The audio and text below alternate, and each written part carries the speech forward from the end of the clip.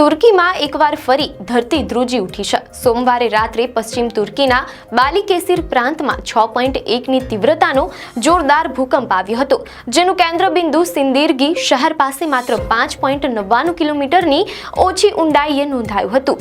ભૂકંપની અસર એટલી તીવ્ર હતી કે તેની જોરદાર ધ્રુજારી ઇસ્તાનબુલ, બુર્સા, મનીસા અને ઇઝમીર જેવા દૂરના વિસ્તારોમાં પણ અનુભવાઈ હતી। Disaster and emergency management agency AFADના અહેવાલ મુજબ આ ભૂકંપથી ઓછામાં ઓછી 3 ખાલી ઇમારતો અને 1 દુકાન ધરાશાયી થઈ છે, જે અગાઉના આંચકાઓને કારણે નબળી પડી હતી। મીડિયા અહેવાલો અનુસાર સદભાગ્યે કોઈ મોટી જાનહાનિના સમાચાર નથી, પરંતુ અત્યાર સુધીમાં આશરે 22 લોકો ઘાયલ થયા છે। મુખ્ય આંચકા બાદ અનેક આફ્ટરશોક આવતા સમગ્ર સિન્દિરગી વિસ્તારમાં લોકો ડરના માર્યા રાતભર ઘરની બહાર જ રહ્યા હતા। તુર્કી ભૂતકાળના વિનાશક ભૂકંપોમાંથી હજી બહાર આવ્યું નથી, ત્યારે આ નવા આંચકાઓએ ભયનું વાતાવરણ વધુ વધાર્યું છે। આવી જ ન્યૂઝ અપડેટ માટે ધ લોકસત્તા પેજને ફોલો કરો।